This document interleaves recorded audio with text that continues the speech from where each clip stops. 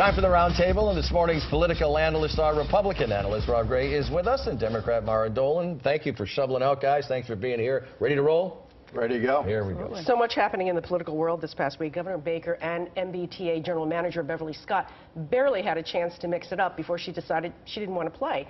Without warning, she resigned one day after this emotional and memorable news conference. I'm not a confused person at all, but I tell you the honest to God's truth, I love what I do.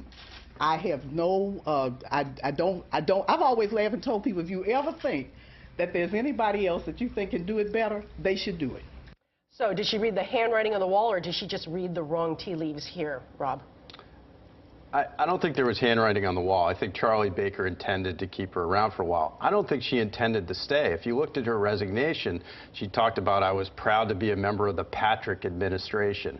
So I don't think she intended to stay with Charlie Baker. She's taken on water over the storm, and she thought, hey, I will try and get out before I have more damage on me and more bad stories. Is Rob right about that, Mara? I don't think so. I think Beverly Scott did see some handwriting on the wall. After all, the governor did not call her. He certainly could have done that at any time, and that indicated that he wasn't really interested in working with her. She made a very clear case as to what was going on with the MBTA and that she wanted to work with people and bring everyone together. She didn't think that was going to happen, so she left. So let's keep the tea in the conversation. And is it looking more and more likely that Governor Baker is going to have to relent on finding new revenues, tax or otherwise, to fix the system, Mara? You know, even if the Olympics are looming out there as well, you know, 24. He said something very interesting. He said he starts with the premise that people are already being taxed enough. I think he's leaving the door just a little bit open. And after all, saying that people are taxed enough is not the same thing as saying that we have enough revenue. I think it's impossible to make the argument that we have enough revenue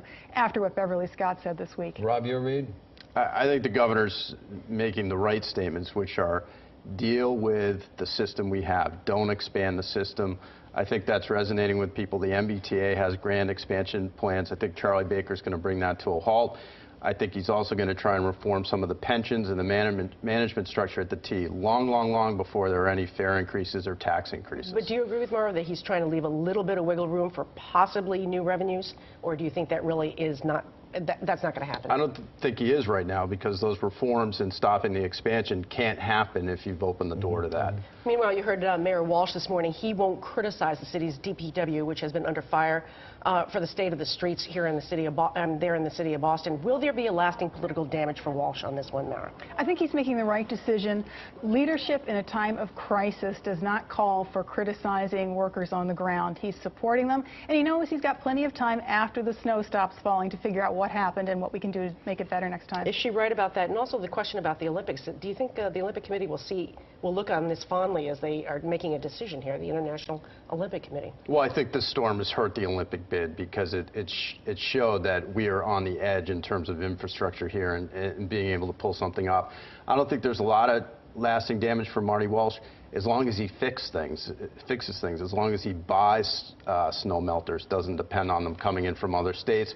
They haven't done a good job this time around. Businesses will want it to be fixed for next winter. Yeah, but people are angry. People have, you know, they got no place to walk. You can't walk on the sidewalks. You got to walk on the streets. People are angry. Is that going to linger, or is that going to go away by April? Well, the gridlock is a mess, and so people are angry now. But can they clean up the snow, get rid of these closed lanes in the next week or so, and not have them wait around until the snow melts? We'll see. Mara, let's talk about President Obama. The president wants Congress to authorize a 3-year campaign against ISIS.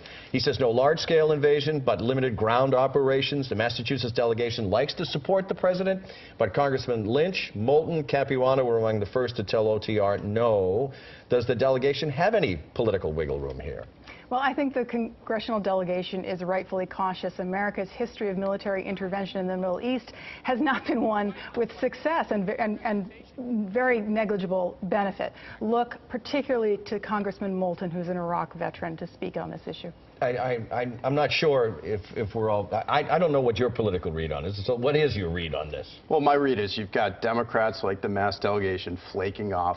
The president does not have the numbers. What the president wants to do is going to have to be tougher than he wants, because he's going to have to depend on Republicans to get this through Congress. We continue on the record. Stay with us. Soapbox coming right up.